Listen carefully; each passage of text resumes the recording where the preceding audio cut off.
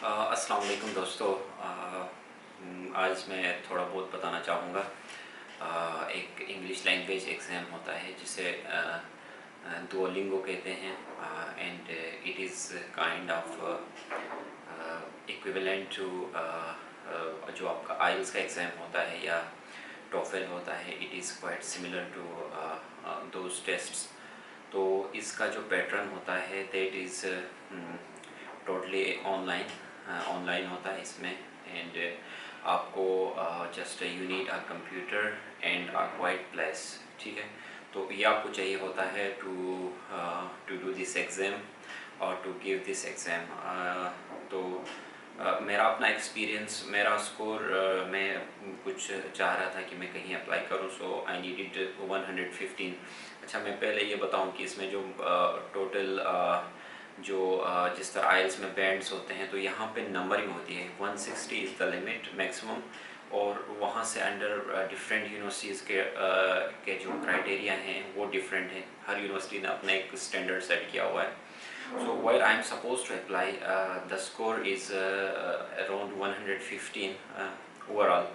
So that is more than enough, I think, to at least to meet the language requirement. तो मैंने बहरहाल तैयारी की, but it was an experience, एक mixed experience था। There were some positive some negative, so मैं सब कुछ बताना चाहता हूँ इसके बारे में। सबसे पहले आपको क्या करना होता है, you have to get yourself registered. ठीक है, यहाँ पे आपको इनके लिंक में आपको जाके मैं शेयर भी कर लूँगा। इसका जो लिंक होता है, ऑफिशियल जो लिंक होता है, वहाँ पे आपको सबसे पहले रजिस्टर करना होता है। वंस यू गेट रजिस्टर्ड, उसके बाद फिर देन वहाँ पे प्रैक्टिस सेशंस और जो टेस्ट परचेज़ करने का ऑप्शन होता है। यहाँ पे एक चीज़ बहुत इम्पोर्टेंट है, मेंशन करने वाली है, दैट इज़ कि जिस तरह आई बॉट टू क्रेडिट्स का मतलब ये है कि यू हैव टू ऑप्शंस, आपके पास दो ऑप्शंस होते हैं to to to do this test. तो दो appear, let suppose if you fail the first attempt, तो आपके पास ये ऑप्शन होता है कि आप सेकंड अटेम्प्ट में अगेन ट्राई कर सकते हो। सो मैं प्रेफर यही करूँगा कि क्योंकि बहुत सारे टेक्निकल इश्यूज भी होते हैं, कभी कभी स्कोर आपका जस्टिफाई नहीं होता है, वेरीफाई नहीं होता है, तो आई विल से कि आप कोशिश ये करें कि यू जस्ट टेक 2 क्रेडिट, जो टू बाई 2 क्रेडिट्स। इसका फ़ायदा ये भी है कि like if you by 1 credit it is around $48 US, and अगर आप 2 बाई करते हो तो इट कॉस्ट यू अराउंड $78। तो I think that is economical और अच्छा है। तो आप वहाँ अगर आप 2 अटेम्प्ट वाला जो ऑप्शन होता है, if you go for this, I think it's good. तो ये तो हो गया रजिस्ट्रेशन वाला aspect which I wanted to share with you. फिर उसके बाद आता है टेस्ट। आप जब रजिस्टर्ड हो जाते हो then you have to give this exam within 21 days. 21 दिन का टाइम होता है, उसके अंदर you have to appear in this exam. तो उसमें आपके पास फिर इनकी आपके पास तैयारी का एक टाइम होता है इन 20-21 दिनों में। दे तो आप सकते हो इंस्टेंटली, कभी भी आप दे सकते हो once you get yourself registered in that test. और फिर उसके बाद जब रजिस्ट्रेशन होती है and once you are prepared, आपकी तैयारी होती है, इनका फॉर्मेट होता है। अच्छा, फॉर्मेट के लिए you must go through those practice sessions which they have already which are there in their official website। तो इससे ये होता है कि at least you know about the मतलब जो पैटर्न होता है टेस्ट का वो किस तरह का होता है, you will understand that pattern. तो इसके बाद मैं अब I will not take more time.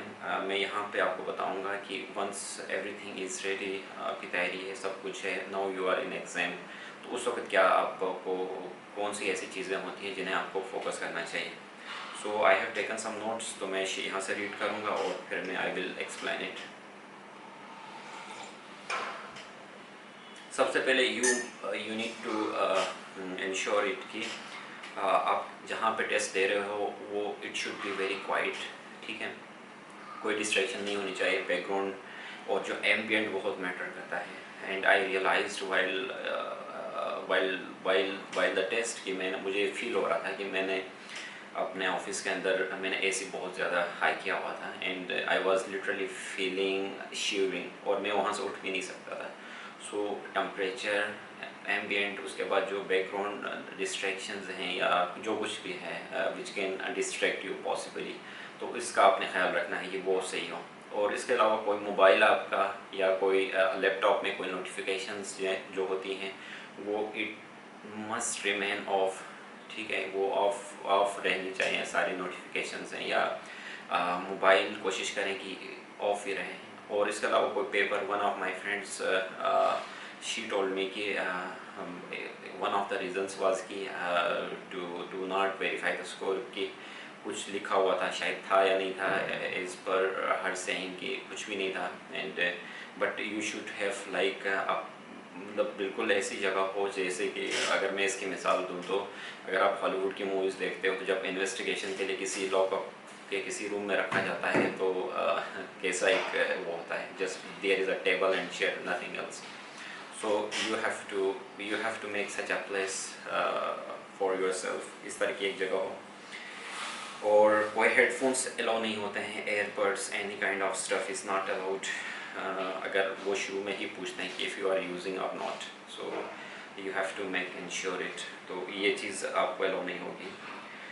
और ये होता है, ये प्रैक्टिस स्कोर पे रिलाई नहीं करना आपने कभी कि मेरा मतलब स्कोर इतना अच्छा हुआ है तो मेरा शायद उतर नहीं, दीज आर मतलब वो एक पैटर्न ज़रूर है, but actual things could be very difficult और it might be very easy, क्योंकि आपको होता ही है कि कंप्यूटर में हंड्रेड्स के हिसाब से हर सेक्शन के क्वेश्चंस होते हैं। सो यू नेवर नो कि कौन सा क्वेश्चन आपके नसीब में है। So just practice more, I will say. Cases अच्छा स्कोर कर सकते हो, जस्ट प्रैक्टिस मोर। आपकी बेसिक जो इंग्लिश स्किल्स हैं वो अच्छी होनी चाहिए इसमें, जो मुझे फील हो रहा है। और अच्छा, एक और इम्पोर्टेंट है जो है कि जो मैं बताना चाहता हूँ कि अगर एग्ज़ाम देते वक्त आपको लगता है कि कोई ऐसा पार्ट है जो आपसे सही नहीं हो रहा है, फॉर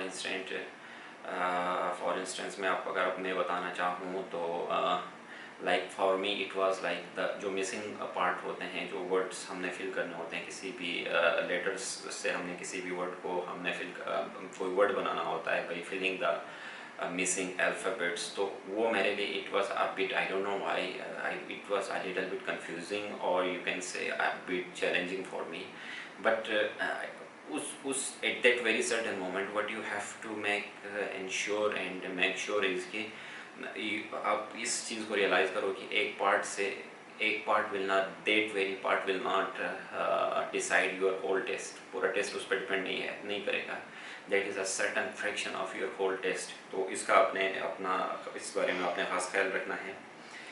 और हाँ, एक और इम्पॉर्टेंट बात, जब आप टेस्ट के लिए बैठोगे तो वहाँ पे एक जब शुरू में ये होता है कि you have to install their app, जो इनकी ऑफिशियल ऐप होती है वो।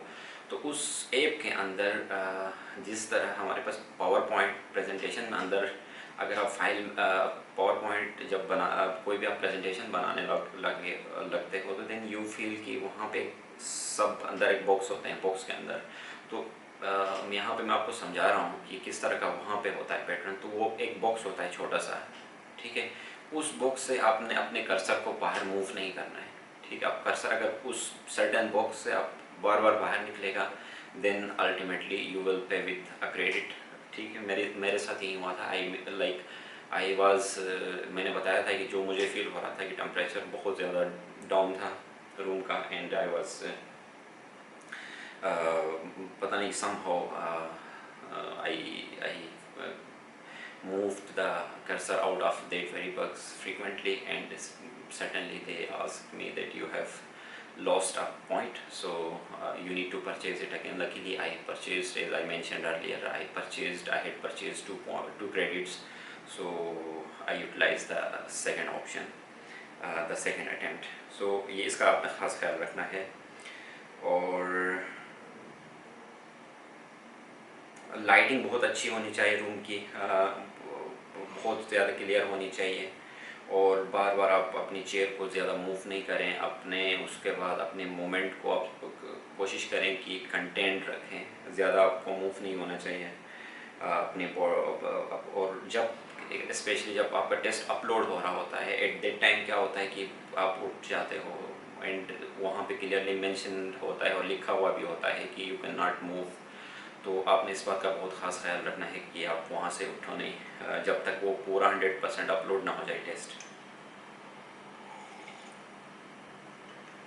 अनदर थिंग इज़ लाइक आपको अपना जो नेशनल आइडेंटिटी कार्ड है या आपका जो पासपोर्ट बना हुआ है वो आपके साथ लाजमी होना चाहिए।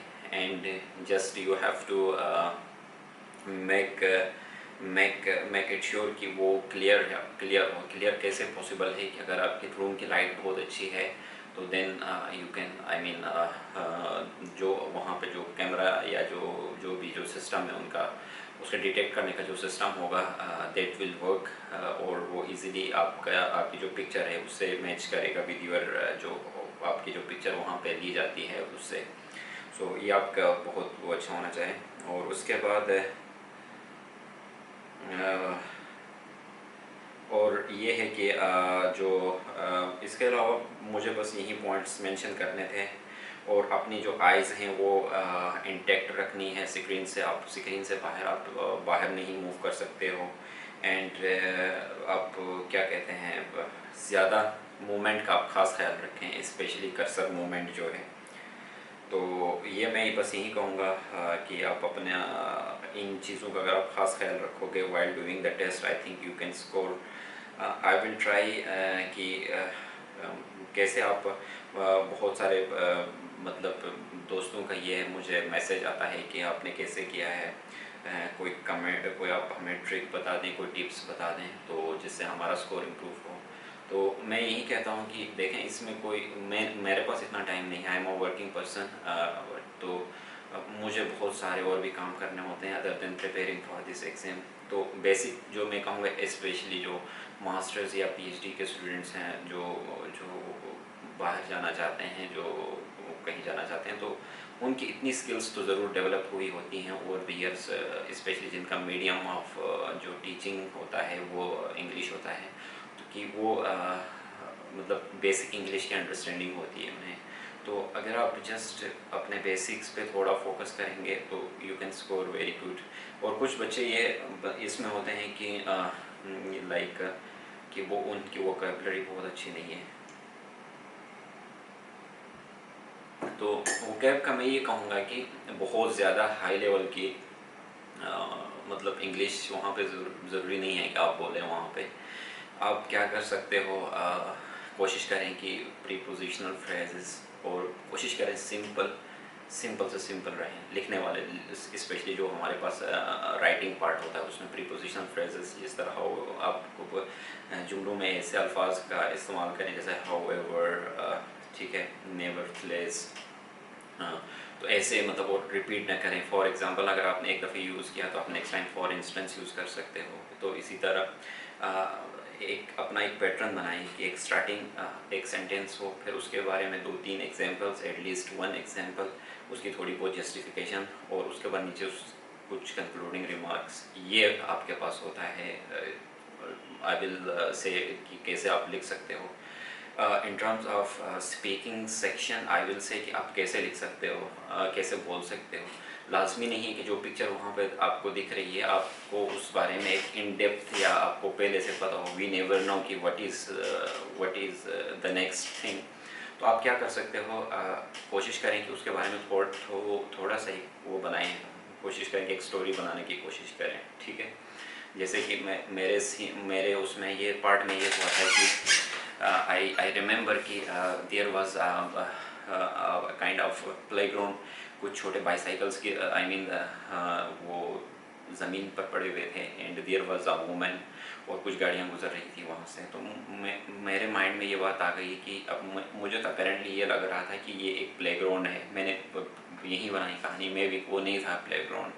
और मैंने कहा कि मुझे एक डेवलपिंग कंट्री लग रही है एंड जहाँ पे कोई हमारे पास प्रॉपर स्पोर्ट्स फैसिलिटीज़ नहीं है, और बच्चे बहुत नियर टू द मेन हमारे पास जो रोड है वहाँ पे खेल रहे हैं, और एक औरत है जो उस ट्रैफिक को कोशिश कर रही है कि उसे डाइवर्ट करे। तो इस तरह की एक कहानी आप जोड़ सकते हो, even if it is not relevant but still you can talk, और आप फिर भी बोल सकते हो इसके बारे में।